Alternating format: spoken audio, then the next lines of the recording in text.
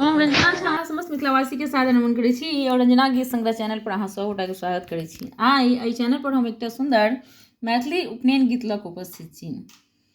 आशा अछि अहाँ सबके गीत सुनऽमे नीक लागत। तऽ सुनी सबगोटा एकटा सुंदर मैथिली उपनयन गीत।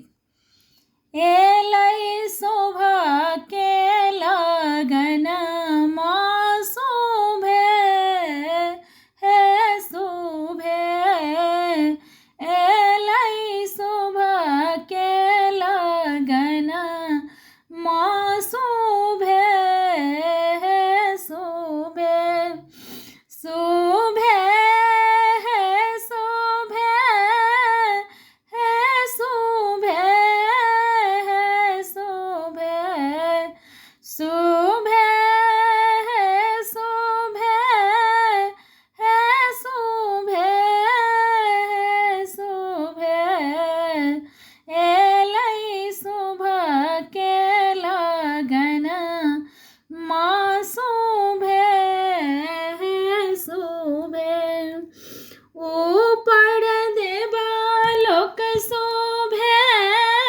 नीचा पितर लोक शोभे ऊपर देवालोक शोभे नीचा पितर लोक शोभे सब मिल कहिया आई शोभे हे शोभे सब मिल कहिया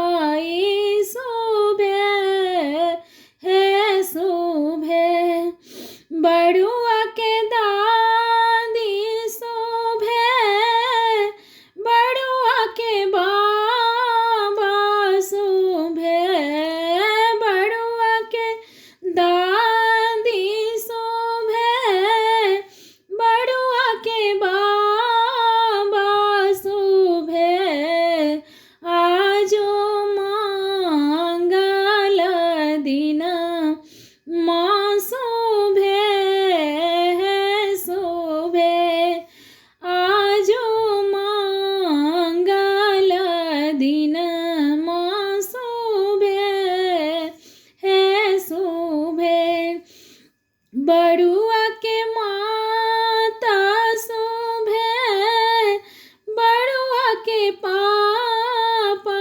शोभे बड़ुआ के मैया शोभे बड़ुआ के बाप शोभे आजो मंगल दिन शोभे